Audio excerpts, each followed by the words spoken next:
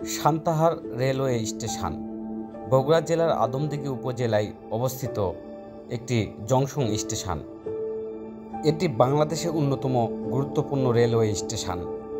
এই junction station দিয়ে প্রতিদিন শত শত যাত্রী এবং আন্তনগর ট্রেন, মেইল ট্রেন, সাধারণ মেইল, মালামাল গাড়ি সহ প্রায় 30টি ট্রেন চলাচল করে।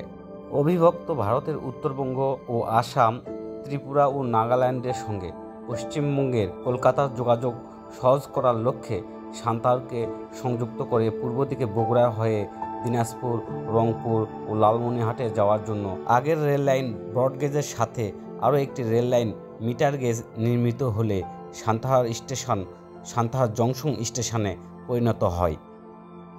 2014 সালের জুলাই থেকে 2015 সালের জুন পর্যন্ত এই স্টেশন থেকে 8,10,41,347 টাকা আয় হয়।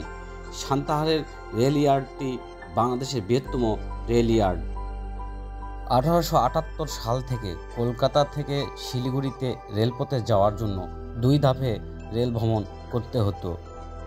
প্রথম ধাপে পূর্ববঙ্গ রাজ্য রেলপথ ধরে কলকাতা স্টেশন, পরবর্তীতে শিয়ালদহ নামে নামকরণ করা হয়, থেকে যাত্রা শুরু করে পদ্মা নদীর দক্ষিণ তীরের দামোগদিয়া ঘাট পর্যন্ত 185 কিলোমিটার রেল ভ্রমণ করতে হতো।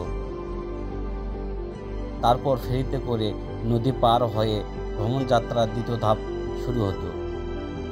দ্বিতীয় ধাপে উত্তরবঙ্গ রেলপথ ধরে পদ্মার উত্তর তীরের সারাঘাট থেকে শিলিগুড়ি পর্যন্ত 360 কিলোমিটার রেল ভ্রমণ করতে হতো। 1878 সালে Darshana Parbatipur broad gauge rail line চালু হয়। সেই সময়কালে সান্তাহার রেলওয়ে স্টেশন হিসেবে চালু হয়। 1899 থেকে 1900 সালে ব্রহ্মপুত্র সুলতানপুর রেলওয়ে কোম্পানি যমুনার পশ্চিম তীরে সান্তাহার থেকে ফুলছড়ি পর্যন্ত একটি মিটার গেজ রেলপথ তৈরি করে। 1901 সালে পুনারপাড়া সান্তাহার মিটার গেজ লাইন চালু হলে সান্তাহার জংশনে পরিণত হয়। কলকাতা শিলিগুড়ি মূল লাইনটি পর্যায়ক্রমে ব্রডগেজে রূপান্তরিত করা হয়। হার্ডিঞ্জ ব্রিজটি নির্মাণাধীন অবস্থায় সাকল সান্তাহার বিভাগটিকে 1910 থেকে 1914 সালের মধ্যে ব্রডগেজে রূপান্তরিত করা হয়। হার্ডিঞ্জ ব্রিজ 1915 সালে চালু হয় এবং সান্তাহার পার্বতীপুর বিভাগটিকে 1924 সালে ব্রডগেজে রূপান্তরিত করা হয়।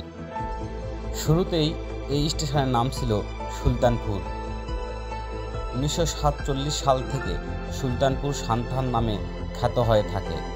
সান্তাহার রেলওয়ে জংশনটি সংলগ্ন সাতাহার নামক স্থানের নাম থেকে সান্তাহার নামকরণ হয়।